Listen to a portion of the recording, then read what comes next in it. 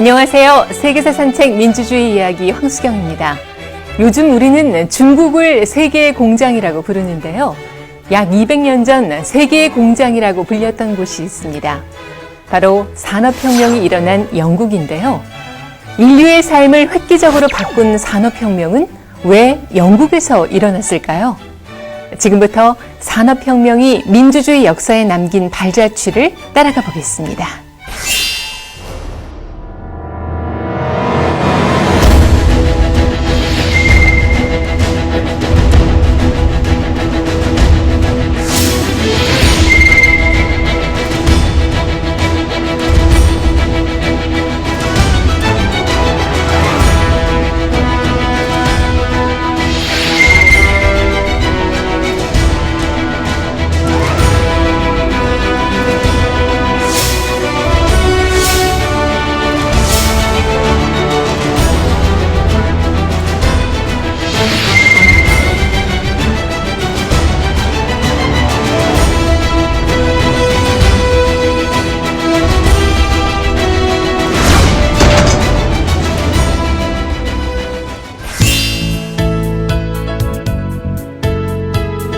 네, 최근 우리나라 직장인들의 평균 근로시간이 OECD 국가들 가운데 가장 많다는 그런 조사 결과가 나오기도 했었는데요.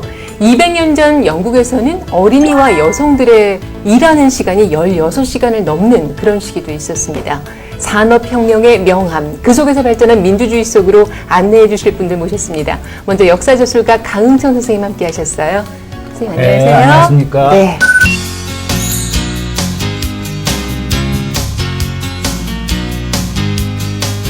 자, 그리고 역사와 정치에 관한 재미있는 얘기를 들려주실 분, 고등학교에서 일반 사회를 가르치고 계시는 인기 강사이기도 하세요. 박범 선생님 함께 하셨습니다. 고맙습니다. 안녕하세요.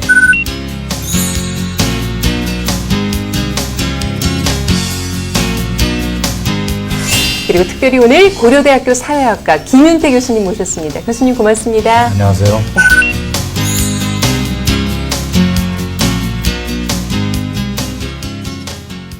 인류의 삶에 있어서 가장 그야말로 놀라운 발전을 가져온 산업혁명이 그 많은 나라들 가운데서 왜 영국에서 일어났을까? 이 부분부터 조금 살펴볼 필요가 있을 것 같아요. 산업혁명은 기계를 통한 대량 생산인데 그 가장 중요한 특징을 갖고 있는데 왜 하필이면 당시에 유럽에서 영국은 이렇게 잘 사는 나라는 아니었거든요. 네. 오히려 영국은 주변 국가였는데 산업혁명이 발전한 큰 이유들은 첫 번째는 이 모직 산업에 그 큰 영향이 있습니다. 네. 당시에 이제 옷을 양털로 만든 네. 옷을 입었는데 그 새로운 모직 산업이 굉장히 수요가 커지자 네. 많은 땅을 갖고 있는 사람들이 농민들을 내쫓고 양을 키우기 시작한 거죠. 네. 그래서 당시 유명한 그 토머스 모어라는 사람이 유토피아라는 책에서 양이 사람을 잡아먹는다 그런 유명한 말이 있습니다. 사실 양을 키우기 위해서 농민을 쫓아내고 네. 양털을 가지고 새로운 그 모직 산업들을 했던 거죠. 근데 그 쫓겨난 그 농민들의 숫자가 네. 엄청나게 많이 늘어나면서 그 농민들이 값싼 노동력으로 도시에 유입이 됩니다. 이게 자유로운 소농들이 당시에 유럽에서 상대적으로 영국이 상당히 많았던 점이 큰 이유가 있고요. 또 이런 경제 발전하기 위해서 이 노동과 함께 이제 자본, 기술의 변화들이 있는데 네. 특히 이제 나중에 옷을 만드는 사람이 모직 외에 이제 면직 산업이 중요한 역할을 합니다. 네. 그래서 이 목화를 가지고 면직을 만드는 기술들은 상당히 이 증기기관들을 이용하거나 면직기, 방적기 이런 새로운 신기술들이 이제 영국에서 새로 발전이 되기 시작합니다. 네. 영국이 18세기에 유럽의 강자가 되는 건 산업혁명이 아니었으면 불가능했을 것입니다. 네. 인클로저 운동을 할 당시만 해도 그 세계 섬유 산업이라는 것이 면직물, 네. 인도의 면직물, 그리고 중국의 그 실크라고 하죠. 그리고 영국은 모직물 중심이었는데 이 동인도 회사를 통해서 인도의 면직물, 캘리코면이라고 하더라고요. 예. 그게 이제 들어오게 됩니다, 영국으로. 이 면이 굉장히 값싸고 또 실용적이고 세탁하기에도 그렇죠. 좋고 이렇게 하니까 이 모직에 대한 인기가 완전히 떨어지게 된 거예요. 네. 판매량이 뭐 급감하게 되고. 그래서 영국 정부가 이 캘리코 면 수입을 이제 금지시키게 되고 이 동인도 회사를 통해서 들어오던 이 캘리코 면을 아프리카에 팔고 이제 대신 흑인 노예를 들여오게 돼요. 근데 그 과정에서 이제 면이 유럽 전체로 이제 퍼져나가게 되는 거죠. 네. 그래서 면을 팔아서 장사를 하면 이게 되겠구나라고 영국에서 생각을 한 겁니다. 그래서 당시에 이 모직물 산업이 면직물 중심으로 이렇게 변화되게 되는 것이 바로 이런 흐름 속에서 변화되게 되었고요. 네. 그래서 이 면직물 제조 기술 이런 것들 개발 이런 것들이 산업혁명과 같이 가는 것 같아요.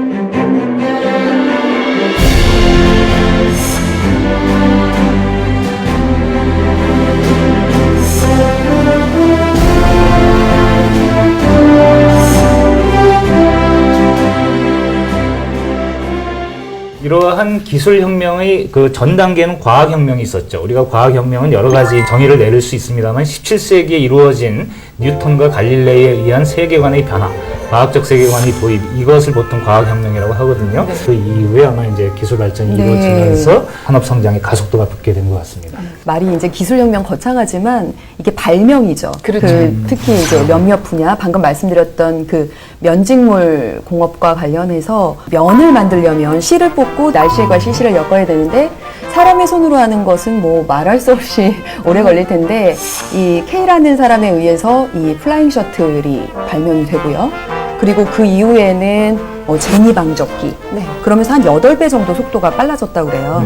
그 다음에 뭐 수력 방적기가 나오면서 그 영국 전체 산업의 거의 절반 정도가 면직물 수출을 통해서 얻어졌다고 하니까 뭐 비약적인 성장을 한 거죠. 산업혁명은 경제만 발전한 게 아니라 사회의 구조를 많이 그렇죠. 바꿨습니다. 그렇죠. 특히 그 신기술 중에 이제 가장 그 중요한 기술은 제임스 와트가 발명한 증기기구. 엔진인데 사실은 이제 열을 가해서 그 열을 가지고 동력으로 활용하는 건데 과거에 말이 이끌었던 수레에 비해서 네. 획기적인 변화들을 이제 가져옵니다. 그러면서 기계를 통해서 하게 되면서 훨씬 더 대량 생산이 가능해졌고 과거에 농사를 지었던 농민들이 도시에 있는 공장에 와서 일을 하게 되면서 과거에 비해서 새로운 신흥 계급인 노동자와 소위 이제 그런 기업이나 공장을 경영하는 자본가들로 새로운 어떤 사회 계층 구조가 바뀌어졌다는 점도 네. 산업혁명에 미친 가장 큰 사회적인 효과 중에 하나일 겁니다. 일상생활 속을 좀 들어보면은 이 기차 등장하고 이런 것도 이식인 거죠. 그렇습니다. 네, 그러니까 철도. 기차가 결국 기차라는 것도 지금 말씀하신 이 증기기관. 네. 그러니까 자기가 스스로 이렇게 돌아가면서 뭐 어떤 자연이나 인간이 인위적으로 작용을 안 해도 뭐 물건을 끌어가고 그다음에 힘을 가하는 그런 기관 아니겠습니까? 이거를 이제 기차에 장착을 해가지고 철길을 따라서 움직이기 시작했는데 기차가 처음 달렸을 때 시속 19km? 말이 달리면 60km는 가거든요. 그랬던 기차가 어떻게 해서 산업혁명의 어떤 견인차가 됐는지 그걸 좀 이제 선생님께 여쭙고 싶습니다. 네, 네. 그 산업혁명 때 엄청나게 많은 발명가들이나 천재들이 나옵니다. 제임스 와트부터 시작해서 방적기를 만든 발명가도 나오는데 그 당시 그래도 기술 발전의 최고의 꽃은 사실 철도였습니다. 네. 철도를 발명한 게 이제 바로 탄광기사 아들로 자랐던 조지 스티븐슨입니다. 그 사람이 철도를 만든 거는 주로 석탄을 운반하기 위해서 증기 기관차로 이제 이용을 하면서 철도를 만들었는데 사실상 맨 처음은 맨체스터와 리버풀 네. 연결하는 철도였지만 또 속도가 굉장히 느렸고 운송 수단을 과거의 전통적인 말이나 동물들 이용한 수단을 대체하기는 상당히 시간이 많이 걸렸습니다. 그러나 어쨌든 획기적으로 물류 비용을 절약하게 됐고 당연히 석탄값도 절약이 된 거죠. 그러면서 이 제조업이 획기적으로 발전할 수 있는 여러 가지 기술적인 토대가 됐고요. 그래서 나중에는 이제 영국이 인도를 식민지로 만들면서 인도에도 이제 철도를 만듭니다. 인도에 이제 철도를 만든다는 건 다시 말하면 이제 산업혁명이 영국에서 시작했지만 전 세계로 확대되는 그런 어떤 물류의 혁명들이 일어나는 거고요. 또 세계 경제가 하나 이제 시간과 공간이 압축이 되면서 자본주의 경제 자체가 한 일국 차원이 아니라 전 세계적 차원으로 팽창해서 발전하는 새로운 어떤 역사적인 변화의 기점이 일어났다 볼 수 있겠습니다. 네. 그 철도가 그렇게 전 세계로 이렇게 퍼져 나갈 때 그리니치 천문대를 기준으로 한 표준시가 생겼어요. 아, 근데 그렇군요. 이게 철도의 발달과 이제 무관하지 않다는 거죠. 네. 네, 철도가 이제 광역망을 형성하게 되면서 기차 시각을 정확하게 정해야 됐기 때문에 표준시가 네. 정해졌다라는 얘기도 있고요. 네. 뭐 이것뿐만 아니라 이제 증기 기관을 배에 달면 그게 증기선이 되잖아요. 그렇죠. 그래서 로버트 폴던이라는 이제 발명가인 셈이 되나요? 이제 그분이 이제 여러 증기선을 만들었는데 그 중에 이제 대표적인 게 노스리버라고 하는 이제 증기선인데 무려 43m나 됐다고 해요. 그러니까 규모가 굉장히 큰 거잖아요. 근데 그걸 만들어 놓고 뉴욕에서부터 올바니까지 이제 허드슨 강을 따라서 시범 운전을 했는데 그게 한 30시간 정도 걸렸대요. 그 이전에 이제 범선을 타고 이렇게 가면 한 4일 정도 걸렸던 게 30시간으로 단축된 거니까 이 증기선이 이 속도에 있어서도 굉장히 경쟁력이 있었던 거죠. 그 밖에도 이때 버스가 나왔는데 그 버스를 옴니버스라고 부른다고 하더라고요. 전 영화만 있는 줄 알았는데 2층 버스인데 1층에는 한 6명 그리고 네. 2층에는 한 12명 타는 아주 작은 버스의 모양이었다고 해요. 버스도 나오고 증기선도 나오고 뭐 철도도 네. 발달을 했으면 이 시기에 얼마나 정말 비약적인 성장을 했을지 짐작을 해보게 되는데 그래서 또 이 시기에 나왔던 것이 개최됐던 것이 국제적인 박람회 엑스포가 바로 영국에서 처음 시작된 거예요. 19세기인데 600만 명 뭐 이상의 사람들이 왔다고 하니까 규모가 런던 한 도시예요. 그렇죠. 규모가 뭐 어마어마한 것이고요. 당시에 이제 뭐 노동자 한 2,000명 정도를 불러서 유리 뭐 30만 장을 이렇게로 만든 수정궁이라고 수정궁. 하는, 예, 유명한 거죠. 그 사례는. 이런 것들이 다 영국의 자신감, 우리 이 정도야라고 하는 자신감에서 나타난 것이 아닌가 하는 생각이 듭니다. 그런데 만국 박람회에 이제 명함이 있어요. 네. 가장 관람객의 이목을 많이 끈 것이 그런 근대적인 발명품들이 아니라는 거예요. 그러면. 그 박람회를 할 때마다 인종 정치관을 만들어 놓고 네. 각부에서 그 유색 인종들, 흑인들이라든가 이런 사람들을 데려다가 그냥 동물들처럼 세워놓습니다. 그래놓고서 보라는 거예요. 한 400명 정도의 그 다른 인종들. 그걸 갖다 세워놓고 보는데 그게 가장 사람들의 이목을 많이 끌었다고 하니까 오히려 이 문명이 발전하고 과학이 발전하면서 자기들을 문명인이라고 하면서 그 밖에 다른 지역을 다 야만으로 동물만도 못한 이런 걸로 이렇게 분화시키는 이런 식의 불평등 의식도 오히려 고조돼 갔다.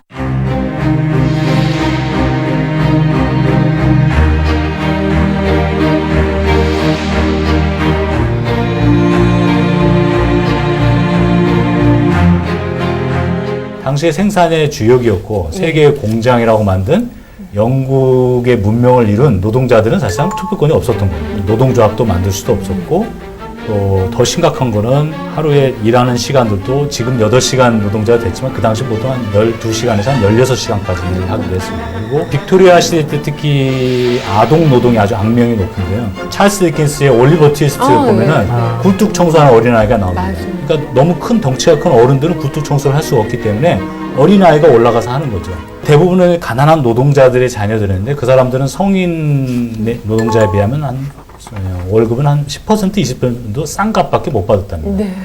요새도 뭐 마찬가지로 인턴이나 견습생 같이 일해서 거의 돈을 못 받는 경우도 있었는데 그럼에도 불구하고 집안 살림에 보탬이 되니까 가난한 집의 자녀들이 많은 경우에 공장이나 탄광에 가서 일을 했습니다. 당시의 인구 센서스를 보면은 1891년을 보면 아동의 인구 중에 약 26%를 차지했다고 합니다.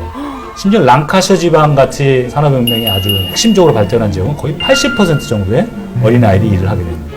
그러나 당시에는 어린아이들이 일을 해서 집안 살림에 보탬이 되면 좋은 거 아니냐 이렇게 해서 너무 당연하게 생각했지 야. 그걸 법으로 금지하거나 노동시간을 줄여야겠다는 생각을 하지 못했던 거죠. 산업화의 문제점으로 했을 때 많이 이제 인용하는 그 영화가 찰리 채플린의 모던 타임즈입니다. 그 그림은 너무 유명하잖아요. 한 장면 나사에 이렇게 끼어 있는 찰리 채플린의 모습은 너무나 유명하잖아요.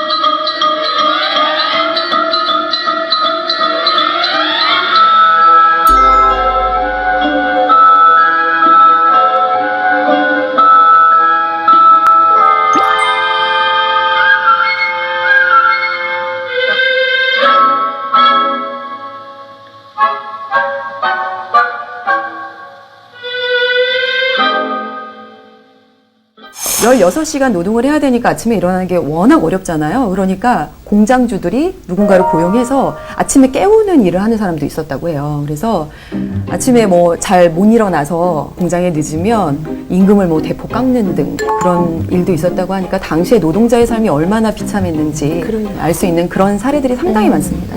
노동자들도 결국 자신들의 권익을 찾으려는 그런 움직임을 할 수밖에 없었을 거라고 생각하는데 거의 최초의 노동운동 중에 하나라고 이제 그러는 러다이트 운동이 네. 떠오른단 말입니다. 근데 이 러다이트라는 건 뭐냐면은 기계가 도입되면서 사람들이 할 일이 좀 줄어드니까 거기에 대해서 사람들이 공포를 느끼고 노동자들이 기계를 적대시하게 되는 거예요. 오히려 나의 노동을 도와주는 동반자가 아니라 이건 나의 원수다. 그래가지고 곳곳에서 기계를 파괴하는 이런 이제 일이 일어납니다. 당시에 영국은 산업혁명이 세계에서 가장 부유한 도시였습니다. 네. 런던이 세계에서 가장 또 부유한 도시였고, 거기에 이제 칼 막스라는 독일의 철학자가 이제 망명을 와서 네. 살게 되는데, 그 자본주의 경제가 발전하는 것을 아주 가까이서 관찰을 하고, 그걸 분석을 한 학자로 유명합니다. 자본론이라는 책을 쓰고 공산주의 이론의 창시자로 알려져서 많은 뭐 논쟁도 일으키고 비판도 받습니다만, 막스는 왜 이런 최고의 부유한 나라와 부유한 도시에서 가난한 노동자들이 계속 발생하는가, 그리고 왜 부자와 가난한 자의 어떤 빈부격차나 불평등이 커지는가에 큰 문제를 제기를 했고, 가장 큰 이유는 소위 말하면 공장이나 기계가 소수의 기업가들이 사유재산을 갖고 있고, 그렇죠. 노동자들은 사실 아무 재산이 없기 때문에 빈부격차가 커질 수밖에 없다. 그리고 임금을 결정하는 것도 노동자들은 노조도 만들 수 없고 네. 또 단체 협상을 할 수도 없기 때문에 임금도 그냥 사장이 정해주는 대로 해야 하니까 그 소득의 격차는 점점 커질 수밖에 없었던 거죠. 노동자들은 그럼 무슨 자유가 있느냐? 투표권도 없는데 결국 자기 노동력을 팔아서 생존을 유지하거나 네. 아니면 굶어 죽을 자유, 두 가지 자유밖에 없다. 이게 막스가 한 유명한 표현입니다만.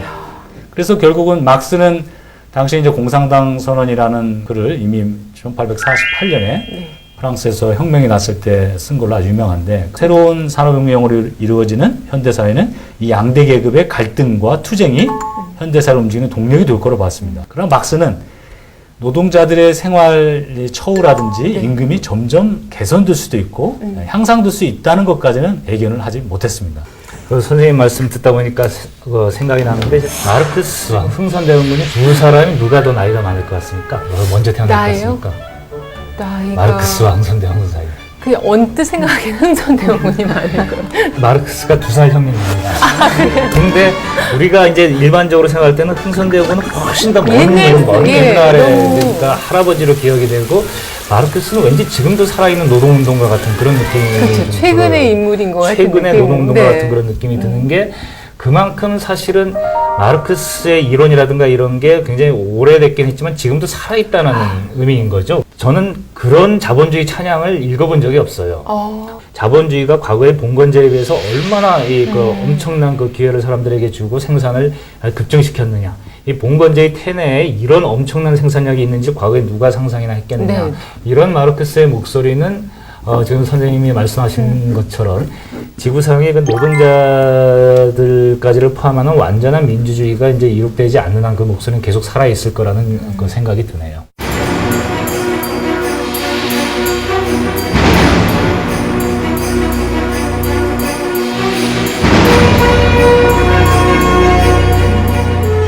노동자들의 이 근로 조건 개선을 위한 하나의 그 방법으로 이제 공장법이라는 것이 이제 개정되고 이런 것이잖아요. 더 아이러니한 것은 이 노동자들을 위한 법이었는데 노동자들은 싫어했다는 거죠. 왜냐하면 당시에 이제 경제 상황이 너무 어려우니까 어린 아이들까지 다 일을 해야지만 겨우 이제 풀칠할 수 있는 상황인데 이 법 조건 이런 것들이 오히려 일자리를 빼앗아간다라고 느끼게 돼서 오히려 이제 공장 노동자들은 반대를 했고 네. 그 뒤에 법이 개정되면서 어린 아이들에게는 뭐 의무 교육을 한다든가 뭐 이런 식으로 개정이 되어 나갔지만 당시에 이 공장법 같은 경우는 이제 이런 한계점들이 있었던 거죠. 네.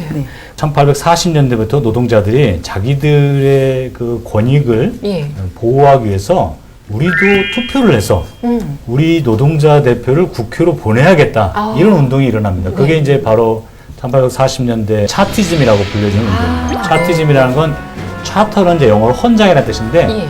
국회에다가 뭐 폭력 시위를 하고 뭐 혁명을 일으키는 것이 아니라 평화적으로 국회에 청원을 하는 겁니다. 네. 우리 노동자들에게도 투표권을 주십시오. 그런데 여기서 중요한 점은 바로 영국은 이미 엘리자베스 시대 이전부터 예. 자유롭게 언론의 자유라든지 집회나 결사의 자유를 허용을 했습니다. 네, 네. 또 노동자들이 모여서 자기들 목소리를 내고 데모를 소위 우리말 하면 데모하는 것이 법적으로 금지가 되지 않았다는 거죠. 그러나 반면에 영국에는 또 노동자들이 노동조합을 만드는 것은 금지되어 있었습니다. 그래서 1799년에 영어로 이제 컨비네이션 액트라는데 단결금지법이 만들어졌니 이게 노조를 결성하거나 단체 협상을 금지하는 거고 네. 그러니까 이것이 점차 1820년대 와서 스코틀랜드에서 약 6만 명의 노동자들이 타업을 하면서 1810년도 19세기 와서야 노조 결성하는 걸 허용을 합니다.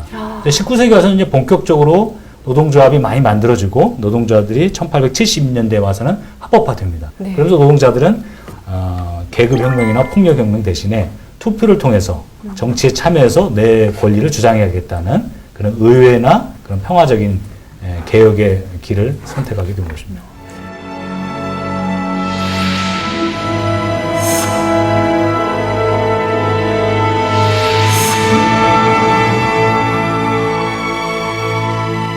선거에 많은 더 노동자들이 투표권을 가질 수 있게 되면서 노동자들이 이제 자기 목소리를 이제 내게 되는 거죠. 그래서 노동조합 조직들이 정치적인 활동을 벌이게 되고 나아가서 이제 1900년에 와서는 노동당을 직접 창당하는데 영국의 노동조합 회의, 트레이드 유니언 컨그레스라 불리는 전국 노동조합 조직이 사실상 새로운 정당을 만들어서 국회에 진출하게 됩니다. 그래서 과거에 영국의 정치는 보수당이라고 일컬어진 토리당과 네. 또 자유당이라고 일컬어지는 휘그당이 양당 정치로 이루어졌는데 노동당이 제3당으로 신생정당이 등장을 해서 영국 정치의 판도를 바꾸는 겁니다. 노동자 자본가가 현대 산업사의 가장 중요한 양대 계급인데 서로 두 계급이 갈등을 일으킬 거라는 막스의 예상과는 달리 서로 타협을 하게 되는 겁니다. 그래서 정치적으로 타협하고 의회 내에서 토론을 하고 법을 만드는 겁니다. 그래서 영국 국회의사당에 가보면 의장이 한가운데 앉아있고 이쪽 왼쪽에는 여당이 앉아있고 오른쪽에는 야당이 앉아있습니다. 근데 우리나라는 국회의사당이 이렇게 부채꼴 모양이잖아요. 그래서 서로 이렇게 넘어갈 수가 이렇게 왔다 갔다 할 수도 있잖아요. 그런데 영국 국회의사당 가운데 탁자가 있고 서로 상대방 자리에 넘어가면 안 됩니다. 가보면 가운데 밑줄이 하나 그어 있어요. 네. 근데 그 밑줄에 그 양 정당의 여당과 야당의 사이가 딱 칼을 뽑았을 때 하나 칼을 달 수 있는 정도의 거리입니다. 그러니까 당시에 그 국회의원들 중에는 말을 타고 다니고 칼을 들고 다니는 사람도 많이 있었어요. 그렇죠. 서로 상대방 그 선을 넘어가지 말라는 겁니다. 그래서 그 선을 만약에 이렇게 말하다가 밟게 되면 반대편에 있는 국회의원들이 또 라인이라고 크게 외칩니다. 그 선 밟지 말았습니다. 라인을. 그리고 국회에서도 절대로 상대방에 대해서 뭐 폭언이나 욕설을 하지 못하게 하고 심지어 너는 거짓말장이다 이렇게 말하는 건 사실 금지되어 있습니다. 그래서 그 여당과 야당이 사실 대화와 토론을 통해서 서로 국회 예산이나 법을 정할 수 있었다는 것은 영국 민주주의의 독특한 특성입니다.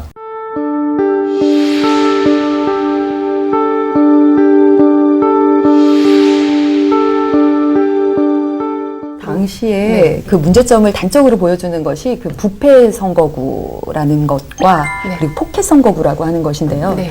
이 부패 선거구가 뭐냐면 농민들이 이제 도시로 이주하면서 도시에 인구가 많아지고 이제 농촌은 텅텅 비게 되는데 그래서 유권자가 얼마 없는데도 불구하고 여전히 똑같이 이제 대표를 뽑게 되는 그런 선거구로 이제 부패 선거구라고 하거든요.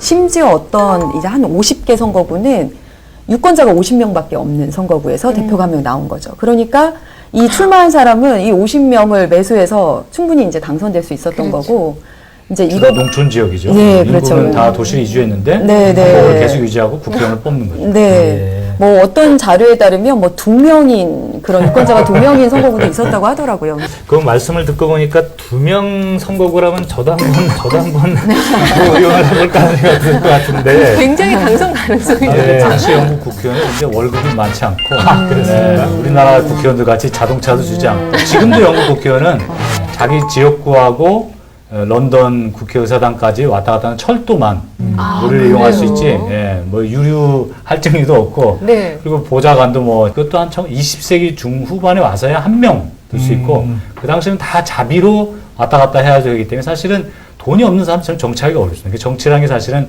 파트타임 잡 같이 됐던 거지 부유한 사람들이 가난한 사람들이 풀타임으로 일하기 상당히 어려웠습니다. 네.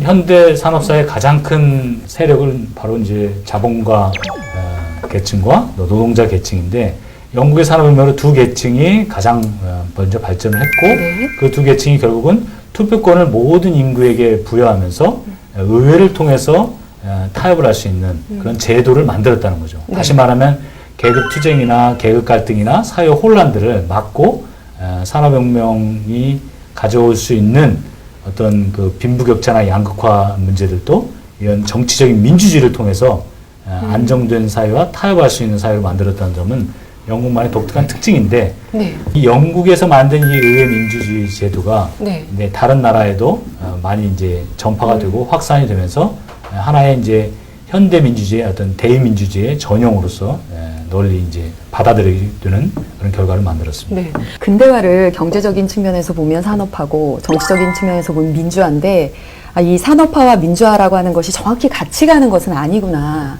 이런 생각이 들었는데 특히 이제 산업혁명 과정에서 나타난 여러 가지 갖가지 모순점들을 극복하는 과정에서 민주주의가 보다 성숙해졌다라는 느낌을 받았어요. 민주주의 이념 이런 것들이 산업혁명 이후에 이런 것들을 극복하면서 보다 더 성숙해졌다라는 생각이 들었습니다. 네. 자, 영국의 산업혁명을 통해서 전 세계 자본주의가 확산이 되고 또 그 과정에서 민주주의가 발전해 왔습니다. 마르크스의 예언대로 자본주의가 몰락하진 않았지만 그가 남긴 메시지는 오늘날 우리에게 과제를 남기고 있지 않나 생각이 듭니다. 자, 세계선진 민주주의 이야기 오늘은 여기서 인사드리겠습니다. 여러분 대단히 고맙습니다.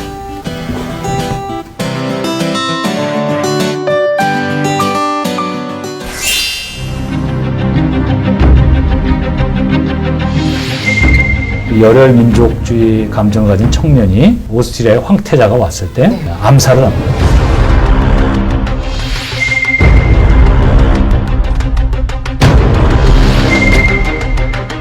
이것은 민주주의를 위한 전쟁이다.